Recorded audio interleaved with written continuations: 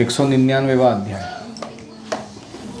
पांडवों के विवाह से दुर्योधन आदि की चिंता और धृतराष्ट्र का पांडवों के प्रति प्रेम का दिखावा और दुर्योधन की कुमंत्रणा, बैड काउंसिल। ततो राज्ञां चरैराप्तैर्प्रवृत्तिरुपनीयत पांडवैरुपसंपन्ना द्रौपदी पतिभिः शुभा। वैशंपायन जी कहते हैं, हे जन्मेजय, तदनंतर सब राजाओं को अपने विश्वसनीय गुप्तचरों द्वारा यह यथार्थ समाचार मिल गया कि शुभ लक्ष्मणा द्रौपदी का विवाह पांचों पांडवों के साथ हुआ है। जिन महात्मा पुरुष ने वह धनुष लेकर लक्ष्य को वेधा था, वे विजयी वीरों में श्रेष्ठ तथा महान धनुष बाण धारण करने वाले स्वयं अर्जुन थे। जिस बलवान वीर ने अत्यंत कुपित होकर मद्रराज शल्य को उठाकर पृथ्वी पर पटक दिया था, हाथ में वृक्ष लेकर रणभूमि में समस्त योद्धाओं को भयभीत कर डाला था, तथा जिस महातेजस्वी शूरवीर को उस समय तनिक भी घबराहट नहीं हुई थी, वह शत्रु सेना के हाथी घोड़े आदि अंगों को मार गिराने वाला तथा स्पर्श मात्र से भय उत्पन्न करने वाला महाबली भीमसेन था। ब्राह्मण का रूप धारण करके प्रशांत भाव से बैठे हुए वीर पुरुष कुंती पुत्र पांडव ही थे। यह सुनकर वहां आए हुए राजाओं को बड़ा आश्चर्य हुआ। उन्होंने पहले सुन रखा था कि कुंती अपने पुत्रों सहित लाक्षागृह में जल गई। अब उन्हें जीवित सुनकर वे राजा लोग यह मानने लगे कि इन पांडवों का फिर नया जन्म हुआ है। पुरोचन के किए हुए अत्यंत क्रूरतापूर्व कर्म का स्मरण हो आने से उस समय सभी नरेश कुरुवंशी धृतराष्ट्र तथा भीष्म को धिक्कारने लगे। वो कहने लगे, क्या है ये धृतराष्ट्र, क्या है ये भीष्म, अपने ही घर के पांडु के पुत्रों को मरवाने के लिए इतना बड़ा आयोजन कर रही है और खुद को इनोसेंट दिखाते हुए घूम रहे यहाँ वहाँ। धिक्कार है इनके ऊपर। देखो ना, धर्मात्मा सदाचारी तथा माता के प्रिय एवं हित में तत्पर रहने वाले कुंती कुमारों को भी यह धृतराष्ट्र नष्ट करना चाहता है। भला इससे बढ़कर निंदनीय क्या होगा? इनसे बढ़कर निंदनीय कौन होगा? मतलब धृतराष्ट्र ही सबसे ज़्यादा निंदनीय व्यक्ति इस समय पृथ्वी पर मौजूद है, ऐसा वो लोग कहने लगे। जन्मेजय, उधर स्वयंवर समाप्त होने पर धृतराष्ट्र के सभी पुत्र, जिन्हें कर्ण और शकुनी ने बिगाड़ रखा था, इस प्रकार सलाह करने लगे। धृतराष्ट्र के सभी पुत्र मतलब 100 लोग, और इनको किसने बिगाड़ रखा था? कर्ण और शकुनी ने बिगाड़ रखा था। इसका मतलब व्यासदेव का कर्ण के प्रति कुछ अच्छा ओपिनियन नहीं है ना। हालांकि आजकल हम देखते हैं कि बहुत बार ऐसे ग्रंथ लिखे जाते हैं। मराठी में एक प्रसिद्ध ग्रंथ है मृत्युंजय करके, उसमें वो लेखक कर्ण को इतना ग्लोरीफाई करता है, इतना ग्लोरीफाई करता है, मानो कर्ण के जैसा कोई था ही नहीं और बाकी सब पांडव उसके सामने कुछ नहीं है, और उसके साथ अन्याय हुआ इसलिए वो ऐसा दुर्दशा हुआ, वरना वो तो हीरो ही था। ऐसा दिखाने का प्रयास किया जाता है, ये सही नहीं है। कर्ण अपने क्रेडेंशियल्स के बावजूद, उसके पास इतनी सारी क्षमताएं थी, उसके बावजूद भी वृत्ति से डेमोनियक था। He was not very devotee type. He was more like a demoniac person. तो इसलिए उसके सारे गुण दुर्गुण में परिवर्तित हो जाते हैं। हाँ, कर्ण और शकुनी ने किसको बिगाड़ रखा था? धृतराष्ट्र के सारे 100 पुत्रों को बिगाड़ रखा। इसलिए आप किससे मैत्री करते हो और आप किससे काउंसलिंग लेते हो, मंत्रणा लेते हो, ये बहुत महत्वपूर्ण है। अगर तुम गलत व्यक्ति को अपना मित्र मान बैठोगे कर्ण जैसे, और गलत व्यक्ति को अपना मंत्री बना लोगे, काउंसिल देने वाला व्यक्ति शकुनी जैसे, तो तुम्हारा नाश निश्चित है। शकुनी रुवाच, क्या बोल रहे? शकुनी बोला, संसार में कोई शत्रु तो ऐसा होता है जिसे सब प्रकार से दुर्बल कर देना उचित होता है। दूसरा ऐसा होता है जिसे सदा पीड़ा दी जाए, परंतु कुंती के ये सभी पुत्र तो समस्त क्षत्रियों के लिए समूल नष्ट कर देने योग्य है। इनके विषय में मेरा यही मत है। क्यों भाई, क्या बिगाड़ा था उन्होंने उस तेरा? तो ये शकुनी जो था उसको क्या खल रहा था मन में कि मेरी अपनी बेटी बहन गांधारी मैंने धृतराष्ट्र से शादी कराई, किसके कहने पे? ये कुरुवंशियों के दादागिरी के कारण। ऊपर से उसको पांडु से नहीं धृतराष्ट्र जैसे से विवाह कराया गया। अभी वो अंधा था तो मेरी बहन ने पगलेपन में आके व्रत ले लिया कि मैं भी पट्टी बांध लूँगी, अंधी रहूँगी, सारे भोग नहीं करूँगी दुनिया के। और फिर उसने ये देखा कि इनके जो पुत्र हुए धृतराष्ट्र और गांधारी के, ये पुत्रों को कोई राज्याधिकार नहीं है। लोग तो वाह कर रहे किसकी? पांडु की और पांडु के पुत्रों की। और आगे चल के धृतराष्ट्र पहले उत्पन्न हुआ था ना, दुर्योधन बाद में उत्पन्न हुआ था, तो स्वाभाविक रूप से धृतराष्ट्र को राज्याधिकार जाएगा। ये सब देख के शकुनी जल रहा था और उसको चाहिए था कि इन सब का नाश कराना है मुझे, कुछ भी करके। किसका नाश?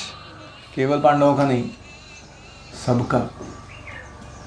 जो भी जिन्होंने ऐसे किया है मेरी बहन के साथ, उनका सबका नाश करना। तो ये था शकुनी।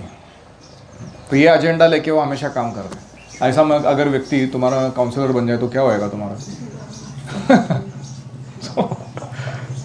तो इसलिए वो कह रहे हैं कि इनको दुर्बल कर देना उचित नहीं है, इनको पीड़ा देना उचित नहीं है। क्या करना उचित है? समूल नष्ट करना उचित है। ये इसका ओपिनियन है पांडवों के बारे में। यदि इस प्रकार पराजित होकर आप सब लोग इन पांडवों के विनाश की युक्ति निश्चित किए बिना ही चले जाएंगे तो अवश्य ही यह भूल आप लोगों को सदा संतप्त करती रहेगी। तो इसने क्या कहा? तुम पराजित होके गए ना, स्वयंवर में जीतने गए थे, तुम्हारा तो पोपट हो गया, वापस आ गए तुम। अभी पांडव प्रकट हुए हैं वापस सबके नज़रों में, तो अभी तुमको ये योजना बनाना जरूर है कि कैसे इनका विनाश किया जाए। वो युक्ति ढूंढो तुम, नहीं तो ये भूल होगी और तुमको बहुत सताती रहेगी ये भूल। पांडवों को जड़ मूल सहित विनष्ट करने के लिए हमारे सामने यही उपयुक्त देश और काल उपस्थित है। यदि आप लोग ऐसा नहीं करेंगे तो संसार में उपहास के पात्र होंगे। यही मतलब कौन सा देश? द्रुपद का राज्य में ही, उधर ही जाके मार डालो। क्योंकि वो अगर वापस आ गए, हस्तिनापुर का पब्लिक तो प्रो पांडव है, वो बोलेंगे दुर्योधन का हटाओ, धृतराष्ट्र भीष्म का कुछ सुनो मत, और ये शकुनी करना तो यूजलेस है ये। ऐसा बोल के सारी जनता क्या करेगी? विद्रोह कर देगी पांडवों के वापस आने के बाद इधर। इसलिए क्या अच्छा होगा? उनके इधर से इधर आने से पहले ही खत्म कर दो। ये पांडव जिस राजा के आश्रय में रहने की इच्छा रखते हैं, उस द्रुपद का बल और पराक्रम मेरी राय में बहुत थोड़ा है। द्रुपद को जितना पावरफुल राजा नहीं है। जब तक वृष्णिवंश के श्रेष्ठ वीर यह नहीं जानते कि पांडव जीवित है, पुरुष सिंह चेदिराज प्रतापी शिशुपाल भी जब तक इस बात से अनभिज्ञ है, तभी तक पांडवों को मार डालना चाहिए। क्या डेंजर आदमी है ना ये, कैसा सोचता ही है, शातिर दिमाग बोलते उसको। राजन, जब ये महात्मा राजा द्रुपद के साथ मिलकर एक हो जाएंगे, तब इन्हें परास्त करना अत्यंत कठिन हो जाएगा। वृष्णिवंश मतलब कृष्ण के यादव, वो सारे, उनको पता चलेगा कि ये लोग जीवित है तो किनका साइड देंगे? वो पांडवों का ही साइड देंगे, क्योंकि हमने इनका बुरा किया है। और वृष्णि और वो कंबाइन हो जाएंगे द्रुपद वगैरह, तो फिर तो मुश्किल हो जाएगी हराना। उसके बाद इससे पहले मार डालो। जब तक सब राजा ढीले पड़े हैं, तभी तक हमें पांडवों के वध के लिए पूरा प्रयत्न कर लेना चाहिए। ओ बहु, विषधर सर्प के मुख सदृश भयंकर लाक्षागृह से तो वो बच गए ही हैं। यदि फिर यहाँ हमारे हाथ से छूट जाते हैं तो हम लोगों को महान भय प्राप्त हो सकता है, क्योंकि ऑलरेडी पांडवों को मारने का प्रयास करके हमने उनको विचलित किया हुआ है। वो तो खुन्नस लेके बैठे ही रहेंगे हमारे प्रति, लेकिन अभी इधर से छूट गए द्रुपद के यहाँ मार नहीं डाला हमने उनको, वो जब वापस बाहर निकलेंगे तो बहुत डेंजरस हो जाएंगे। यदि वे वृष्णिवंशी और चेदीवंशी वीर यहाँ आ जाएं तो यहाँ के नागरिक भी अस्त्र शस्त्र लेकर खड़े हो जाएंगे। तो इनके बीच में खड़ा होना उतना ही कठिन होगा जितना आपस में लड़ते हुए दो विशाल मेढ़ों के बीच में ठहरना। यानी क्या होगा कि वृष्णिवंशी चेदीवंशी आएंगे, फिर यहाँ के नागरिक भी अस्त्र शस्त्र उठा के खड़े हो जाएंगे और इनके बीच में हमारा चटनी होने वाला है।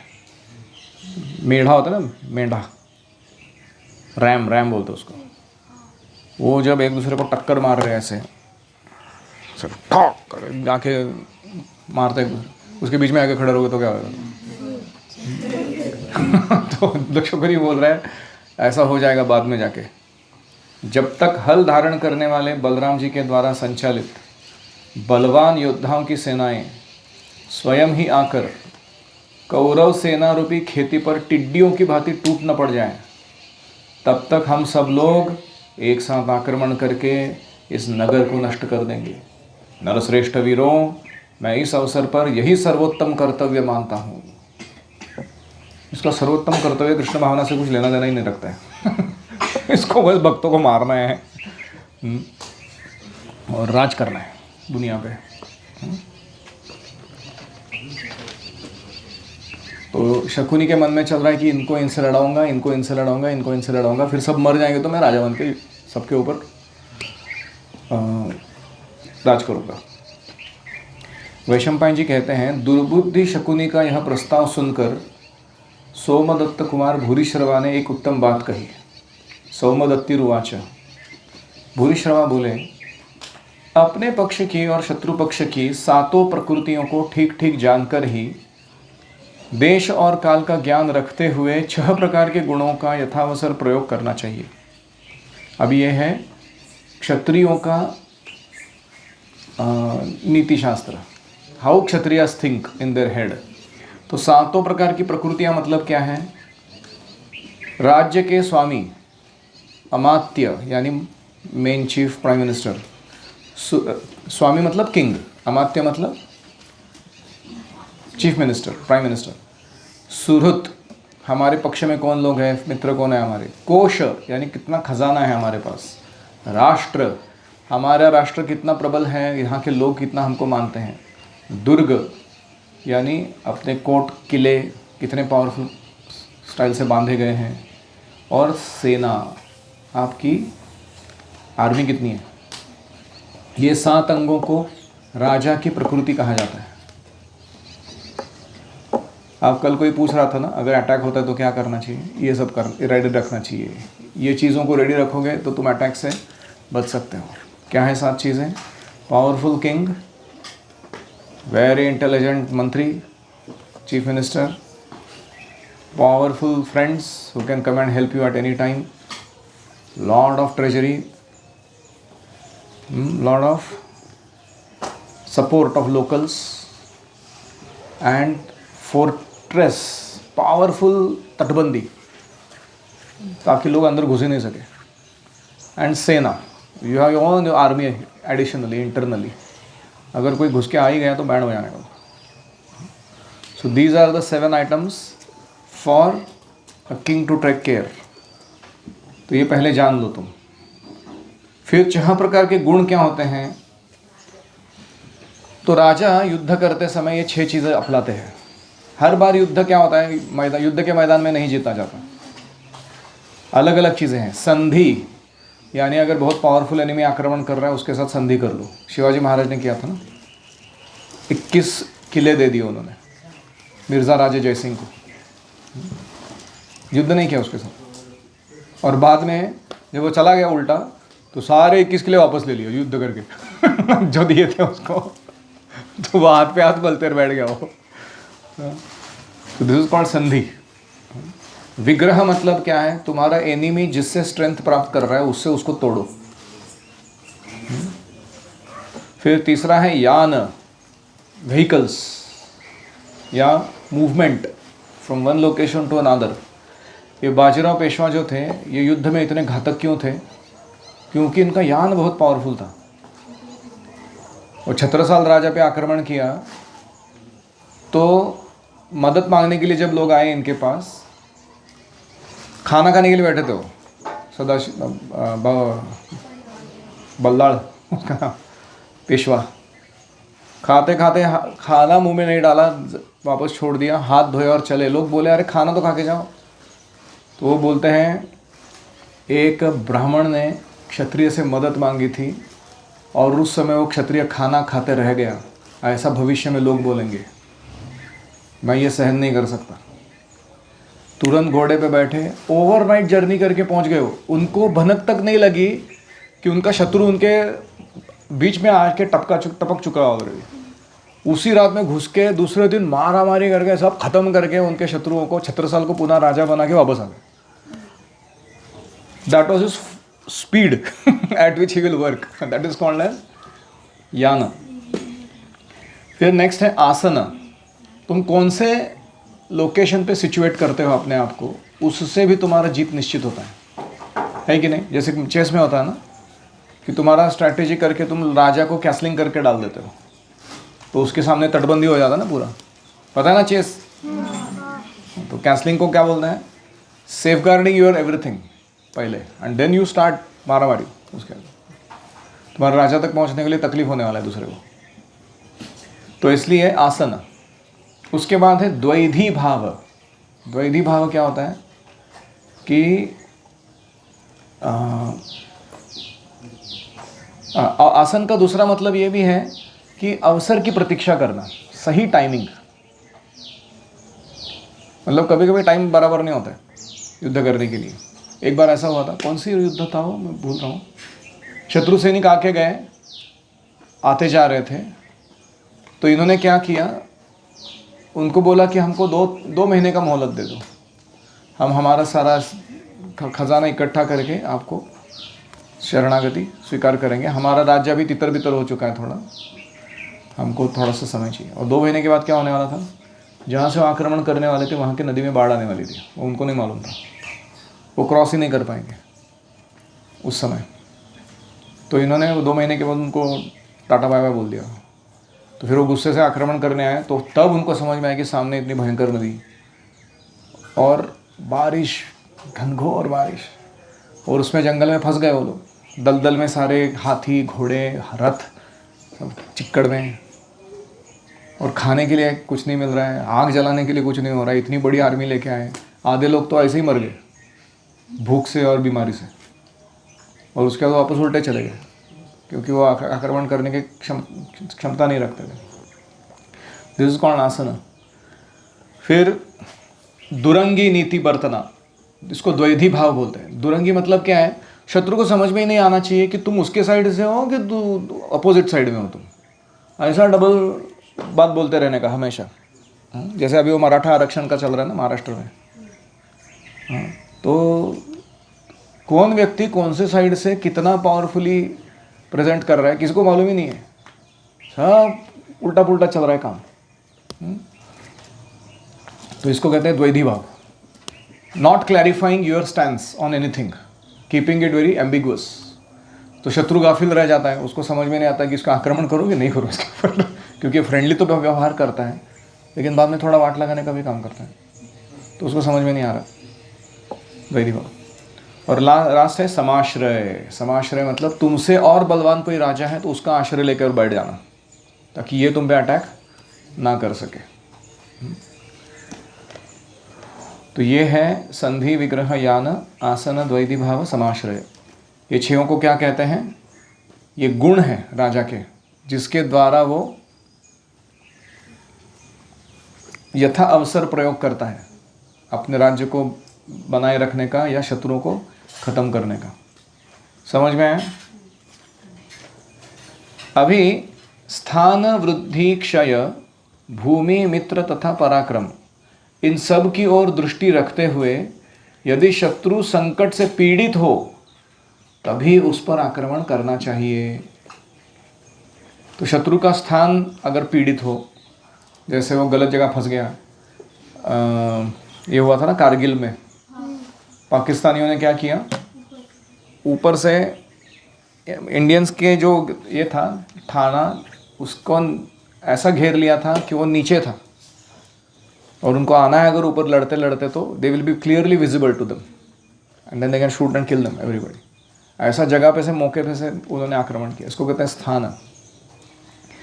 तो वृद्धि मतलब क्या है कि जब उसका कभी कभी क्या होता है, वो राजा का विस्तार या उसका राज्य इतना बड़ा बन जाता है कि उसके ऊपर कंट्रोल रखना मुश्किल हो जाता है। अति समृद्धि जब होती है ना कहीं, तो लोग सब ढीले पड़ जाते हैं। जैसे शिवाजी महाराज ने क्या किया, वो आया था इधर लाल महल में, शाइस्ता खान, तो उसको इतना गाफिल रखा। वो शाइस्ता खान इधर आया था युद्ध करने के लिए, वो अपना रंगरेलियाँ मना रहा है। वो उसकी जनान खाने में कुछ 52 स्त्रियाँ थी और वो पूरा उसका नाच गाना टाइम पास चल रहे थे। और शिवाजी महाराज ने ऐसा महसूस करवाया उनको कि मानो शिवाजी डर गए हैं, अब गाफिल है या कुछ करने वाले नहीं है ऐसा। और जब वो पूरा एंजॉयमेंट मोड में चला गया, उसके सारे सैनिक ढीले पड़े होते, दारू वारू पी के सब कुछ, अचानक रात में घुस के उसके रूम के अंदर जनान खाने में जाके उसके ऊपर तलवार चलाया। वो चूहे जैसा कूद मार के भागा वो खिड़की में से, और उसका खिड़की जो ऊपर ऐसा हाथ पड़ा था उसके ऊपर बैठा हाथ, तो उंगलियां टूट गई उसकी। और फिर वो भाग के गया वापस दिल्ली। उसके बाद वो इतना डर गया, दक्खन में कभी नहीं आया वो, साउथ में वापस उसने कभी कोई मुहिम निकाला नहीं। तो इसको कहते हैं वृद्धि। अति फिर क्षय मतलब क्या है, जब शत्रु के देश में कोई अकाल आ जाए, भूखमरी आ जाए, वर्षा नहीं हो, या वो बहुत क्षय हो रहा है उसका, मतलब उसका हालत ठीक नहीं है, तब आक्रमण कर दो, खत्म कर दो उसको। फिर भूमि,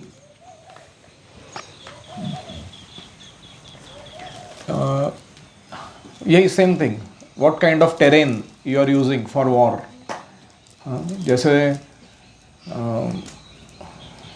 समतल भूमि है, पहाड़ों की भूमि है। वो कृष्णेश्वर भी बोल रहे थे ना कि why Aurangzeb was not successful in Deccan.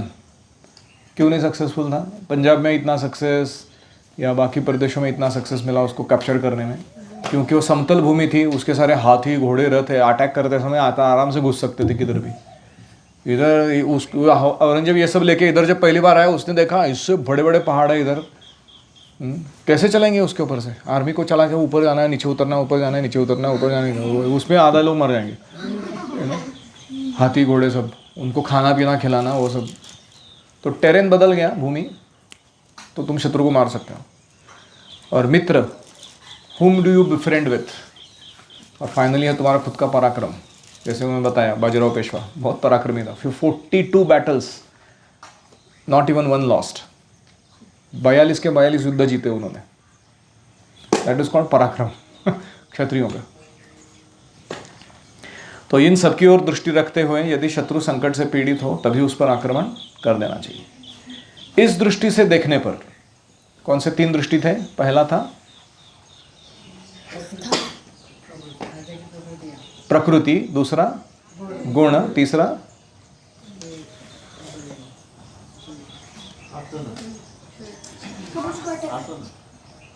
हाँ स्ट्रैटेजी, इसको कहेंगे स्ट्रैटेजी। तो ये तीनों दृष्टि से देखा जाए, पांडवों को मैं मित्र और खजाना दोनों से संपन्न समझता हूँ। उसके पास मित्र भी बहुत है, अभी खजाना भी है उनके पास। वे बलवान तो है ही, पराक्रमी तो है ही। पहले ही डेमो देख लिया आपने, उधर स्वयंवर में गए थे, उधर कैसा भगाया दोनों ने मिलके सबको भगा दिया।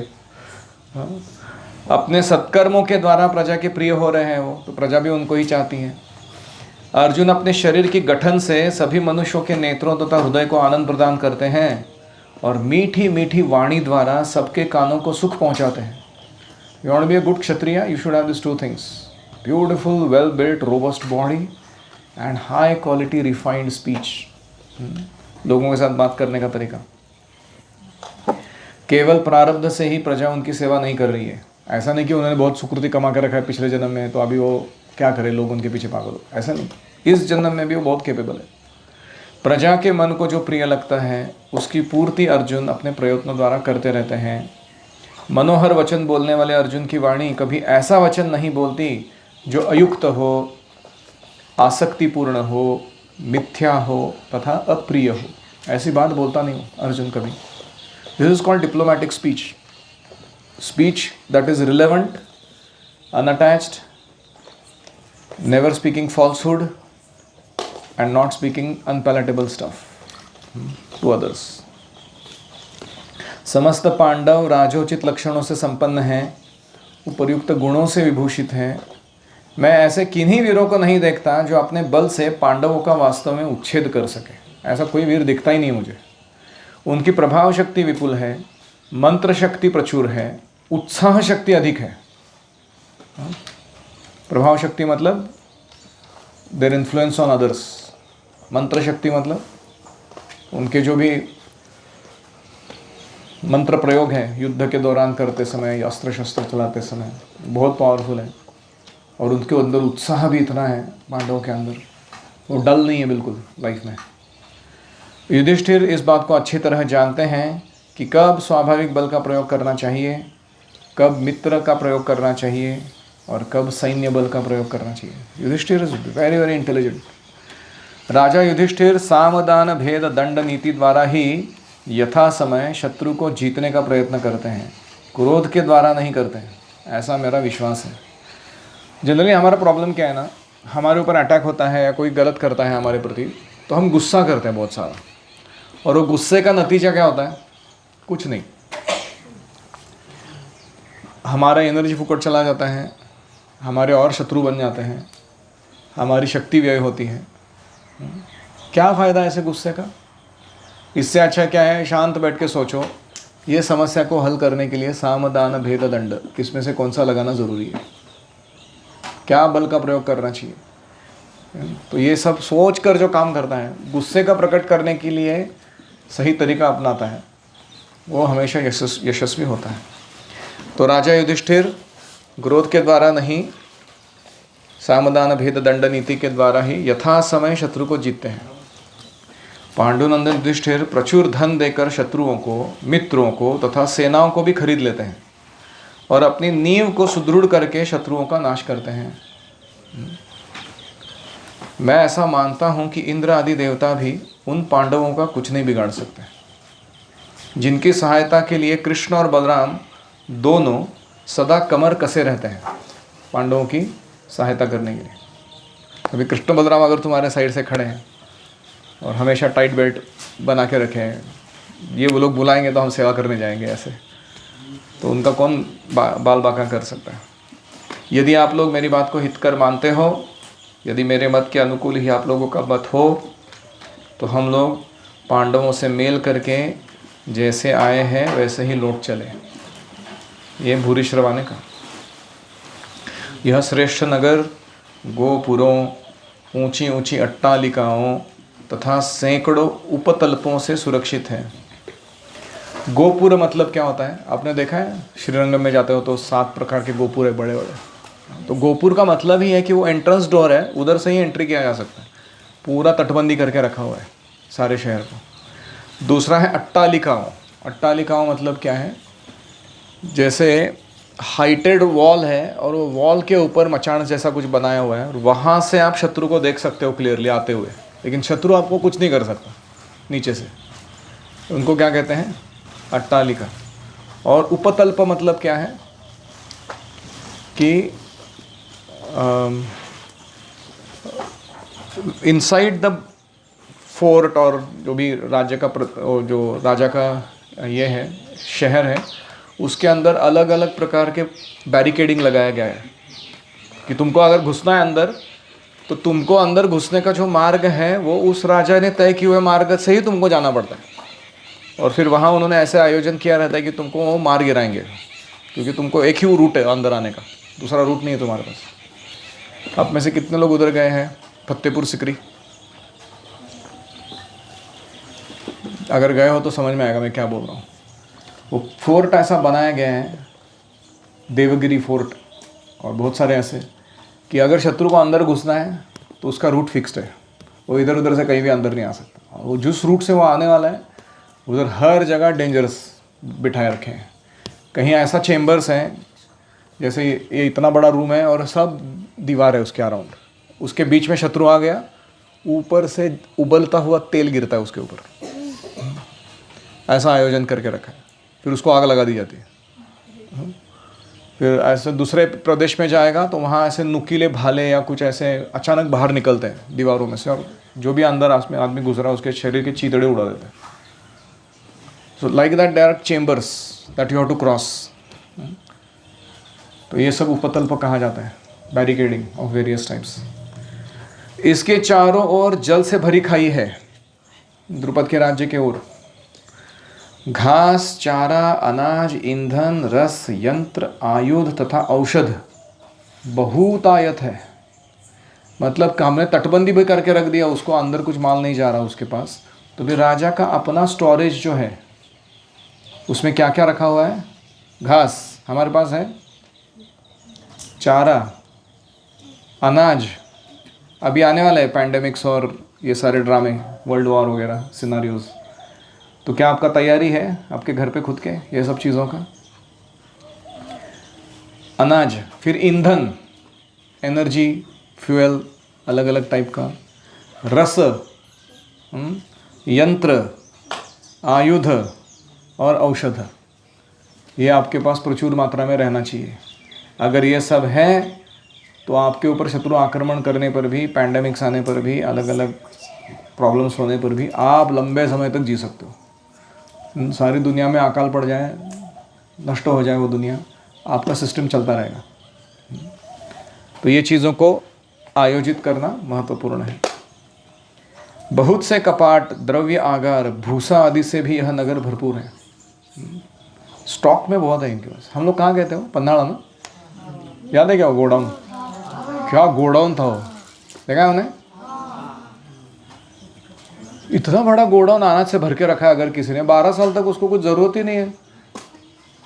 पूरा जो फोर्ट में बैठे हुए अंदर लोग हैं, उसको खुशी से रह सकते हो, उनको कोई फ़र्क ही नहीं पड़ेगा, है कि नहीं? So that was their arrangement.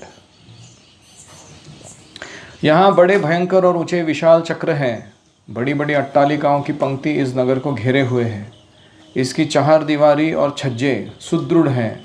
शतघ्नि, तोप नामक अस्त्रों के समुदाय से यह नगरी घिरी हुई है। मतलब तोप उस टाइम भी था, तोप समझते हो ना, टैंक्स। लेकिन वो टैंक ऐसा मूविंग टैंक नहीं था, वो किले में से बाहर निकलने वाला ऐसा एक प्रोट्रूडिंग ये रहता था। शिवाजी महाराज के समय भी था, आपने देखा रहेगा, तोप का यूज़ करते थे इधर से उधर फोड़ने के लिए दूसरे को बम डाल के। इसकी रक्षा के लिए 3 प्रकार का घेरा बना हुआ है। एक है ईंटों का, दूसरा है काठ का और तीसरा है मानव सैनिकों का। चार दीवारी बनाने वाले वीरों ने यहाँ नरगर्भ की पूजा की है। इस प्रकार यह नगर श्वेत नरगर्भ से शोभित है। अनेक ताड़ के बराबर ऊंचे शाल वृक्षों की पंक्तियों द्वारा भी यह श्रेष्ठ नगरी सब ओर से घिरी हुई है। मतलब तुम्हारे बाउंड्री पे तुम क्या करो, शाल वृक्ष लगाओ। शाल वृक्ष क्या कहते हैं इंग्लिश में? टीकवुड। हाँ, जैसे अफ्रीकन टीक है ना हमारे यहाँ, ये ऐसे लगाते हैं कि ये वृक्षों का कंपाउंड बनता है, इम्पेनिट्रेबल, मतलब इससे अंदर घुसना मुश्किल है। वो बढ़ जाते हैं वृक्ष तो अपने आप वो बाउंड्री जैसा काम करते हैं। ऐसा पूरे नगर के अराउंड उसने बना के रखा था द्रुपद ने। महामना राजा द्रुपद की सभी प्रजा और प्रकृतियां उनमें अनुराग रखती है, मतलब उनमें फूट डालना मुश्किल है। बाहर और भीतर के सभी कर्मचारियों का दान और मान द्वारा सत्कार किया जाता है। भयानक पराक्रमी राजाओं द्वारा पांडवों को सब ओर से घिरा हुआ जानकर समस्त यदुवंशी वीर प्रचंड अस्त्र शस्त्र लेकर यहाँ उपस्थित हो जाएंगे। हाँ, जैसे ये पता चलेगा वृष्णिवंशियों को तो क्या होगा, यदुवंशियों को, वो पांडवों की रक्षा के लिए ज़रूर आ जाएंगे। अतः हम धृतराष्ट्र पुत्र दुर्योधन की पांडवों के साथ संधि कराकर अपने राज्य में लौट जाएं। तो हमको क्या करना चाहिए? दुर्योधन को ले जाना चाहिए और बोलना चाहिए, ओह सो नाइस, आप लोग जीवित हैं, कितना आनंद हुआ हमको, आइए हाथ मिलाते हैं, चलो घर वापस जाते हैं। ये करना चाहिए।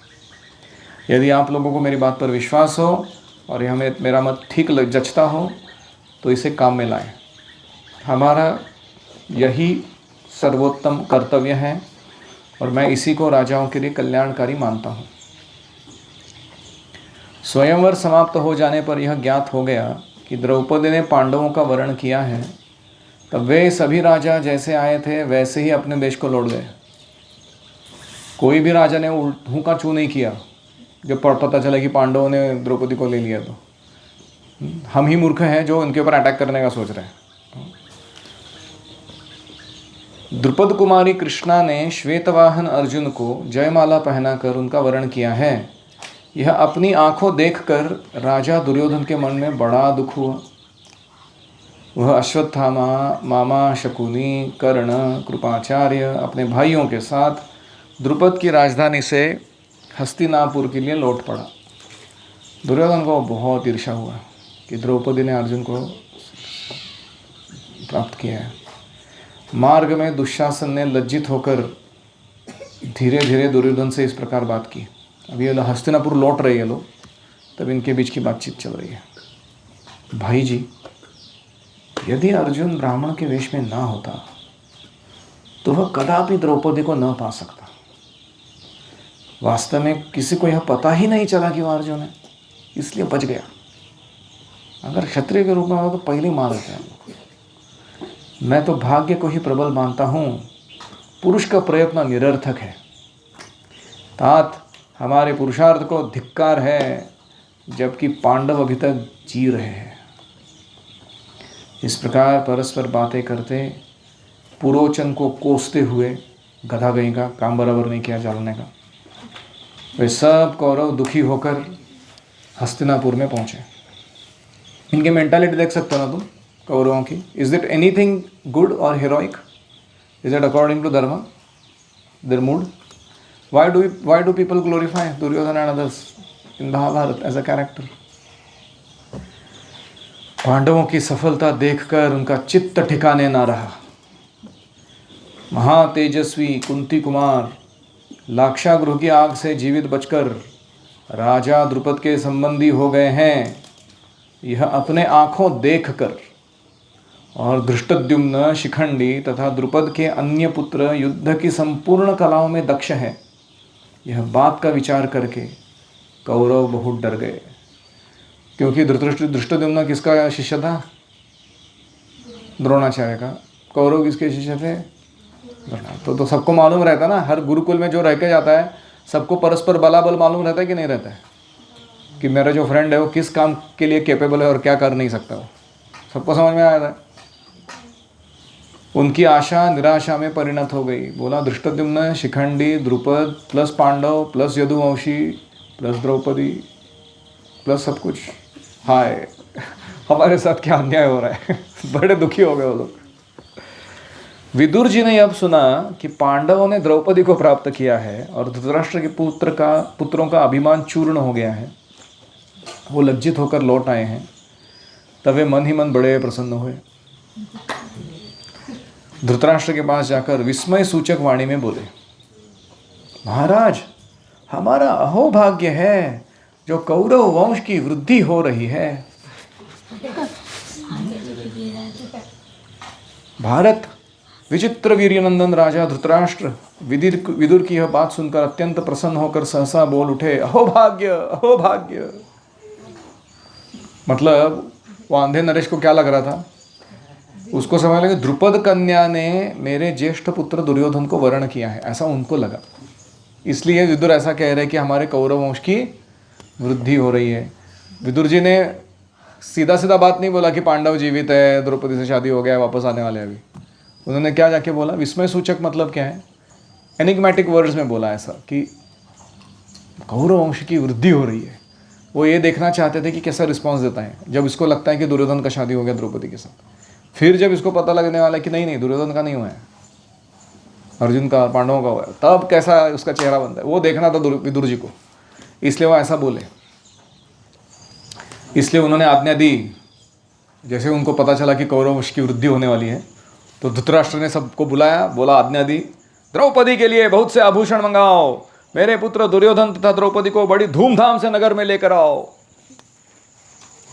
अभी पीछे से विदुर ने उनको बताया, द्रौपदी ने पांडवों का वर्ण किया है, वे सभी वीर राजा द्रुपद के द्वारा पूजित होकर वहां कुशल पूर्वक रह रहे हैं। आरिवो उसी स्वयंवर में उनके बहुत से अन्य संबंधी भी जो भारी सैनिक शक्ति से संपन्न हैं, पांडवों से प्रेम पूर्वक मिले हैं। विदुर का यह कथन सुनकर राजा धृतराष्ट्र ने अपनी बदली हुई आकृति को छिपाने के लिए कहा, अहो भाग्य, अहो भाग्य। मतलब रो रहा है कि खुश हो रहा है, समझ में नहीं आ रहा है। धृतराष्ट्र उवाच, विदुर, यदि ऐसी बात है, यदि वास्तव में पांडव जीवित है तो बड़े आनंद की बात है, तुम्हारा कल्याण हो। अवश्य ही कुंती बड़ी साध्वी है, द्रुपद के साथ जो संबंध हुआ है वह हमारे लिए बहुत स्पृहणीय है। स्पृहणीय मतलब डिजायरेबल, स्पृहा मतलब इच्छा, स्पृहणीय मतलब इच्छा करने योग्य। विदुर, राजा द्रुपद वसु के श्रेष्ठ सम्माननीय कुल में उत्पन्न हुए हैं, व्रत विद्या तप तीनों में बड़े चढ़े हैं, राजाओं में तो वे अग्रगण्य है ही। उनके सभी पुत्र और पौत्र भी उत्तम व्रत का पालन करने वाले हैं। द्रुपद के अन्य बहुत से संबंधी भी अत्यंत बलवान हैं। युधिष्ठिर आदि जैसे पांडवों के पुत्र हैं, वैसे ही या उससे भी अधिक मेरे हैं। जैसे पांडु के पुत्र हैं युधिष्ठिर और सारे, उतने वैसे ही वो मेरे भी पुत्र हैं। नहीं, पांडु से भी बढ़कर वो मेरे पुत्र हैं पांडवगण। उनके प्रति मेरे मन में अधिक अपनापन का भाव क्यों है, यह बताता हूँ, सुनो। पांडवों के प्रति मेरे में ज़्यादा प्रेम क्यों है? ये सब क्या है? नाटक है। हाँ, ये समझना चाहिए। वे वीर पांडव कुशल पूर्वक जीवित बच गए हैं, उन्हें मित्रों का सहयोग भी प्राप्त हो गया है। इतना ही नहीं, बहुत से महाबली नरेश उनके संबंधी होते जा रहे हैं। विदुर कौन ऐसा राजा है जिसकी संपत्ति नष्ट हो जाने पर भी बंधु बांधवों सहित द्रुपद को मित्र के रूप में पाकर जीना नहीं चाहेगा? वैशंपायन उवाच, जन्मेजय, ऐसी बातें कहने वाले राजा धृतराष्ट्र से, बहु लक्ष्य दे, विदुर इस प्रकार कहने लगे, महाराज, 100 वर्षों तक आपकी बुद्धि ऐसी ही बनी रहे। राजन, इतना कहकर विदुर जी अपने घर चले गए। तदनंतर दुर्योधन और कर्ण ने धृतराष्ट्र के पास आकर यह बात कह दी, महाराज, विदुर के समीप हम आपको कोई दोष नहीं बता सकते। इस समय एकांत है, इसलिए कहते हैं, आप यह क्या करना चाहते हैं? पूज्य पिताजी, आप तो शत्रुओं की उन्नति को ही अपनी उन्नति मानने लगे। विदुर जी के निकट हमारे वैरियों की भूरी भूरी प्रशंसा कर रहे। निष्पाप नरेश, हमें करना तो कुछ और चाहिए, परंतु आप करते कुछ और ही है। हमारे लिए तो यही उचित है कि हम सदा पांडवों की शक्ति का विनाश करते रहें। इस समय जैसा अवसर उपस्थित है, इसमें हमें क्या करना चाहिए, यही सोच विचार कर निश्चय करना है, जिससे वे पांडव पुत्र, बांधव तथा सेना सहित हमारा सर्वनाश ना कर बैठे। इस प्रकार विदुर आगमन राज्यलंभ पर्वणि दुर्योधन वाक्ये 99 एनी कमेंट्स और क्वेश्चंस? एक ही अध्याय में कितना सारा भरा हुआ है ना, सुपर एकदम। यस, हाँ, चेदीराज, शिशुपाल को चेदीराज बोलते हैं। चेदी नाम का प्रदेश है, उसका राजा था वो।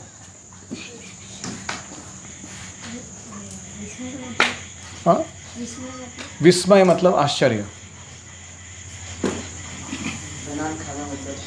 जनान खाना मतलब तुम्हारे जो राजा होता है वो ऐसे भोग करने के लिए स्त्रियों को जहाँ रखता है वो जगह। और कोई खास करके मुस्लिम राजा? यस, हाँ, फॉर श्योर कर्ण और शकुनी को चाहिए। एक्चुअली ये जो 4 क्वालिटीज़ है, रूप गोस्वामी बताते हैं, सजाति आशये स्निग्धे साधु संग स्वतोवरे श्रीमद्भागवतमर्थानाम आस्वादई रसिकैः सह। तो पहला क्वालिटी बताते हैं सजातीय, लाइक माइंडेड, जिनका आपका टेस्ट मैच होता है। साधु मतलब one who has good character, धर्म के अनुसार जीता है, धर्म जानता है। स्वतोवर मतलब हमसे और प्रगत, स्पिरिचुअल लाइफ में हमसे उन्नत।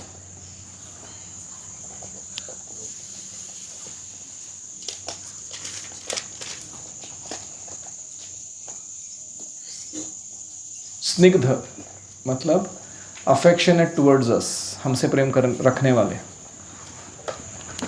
यानी हमको समय दे सकते हैं, अपना एनर्जी डालने के लिए तैयार है, स्निग्ध। और फाइनली रसिक, उनको पता है कि स्पिरिचुअल लाइफ कैसे रिलीज करना है और हमको सिखा सकते हैं वो कि how to release spiritual life. उनको क्या कहते हैं? रसिक। तो क्या हुए क्राइटेरिया? सजातीय, साधु, स्वतोवर, स्निग्ध और रसिक। ये 5 क्राइटेरिया पे आपको अपने काउंसलर को, मित्र को चुनना चाहिए। चेतन, 5 क्राइटेरिया कौन से हैं?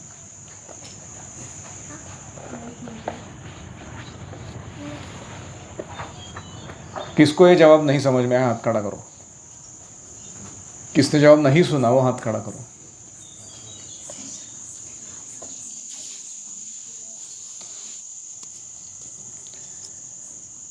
और कोई? Does that make sense?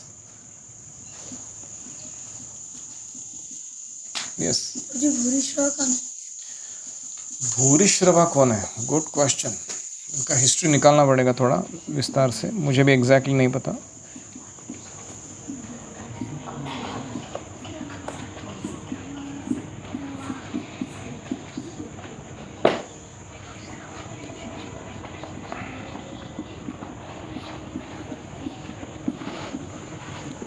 उनके दादा का नाम बहलिका था, पिता का नाम सोमदत्त था।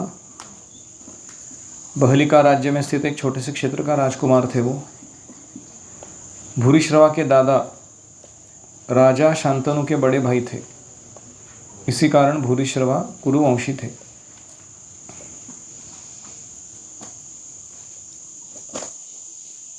ठीक है,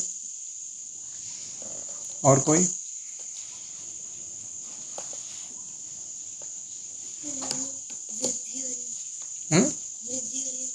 वृद्धि मतलब बढ़ जाना, वृद्ध यानी उम्र से बड़ा, वृद्धा, बूढ़ा, वो शब्द वृद्धा से आता है, व का ब हो जाता है, धा का ढ हो जाता है।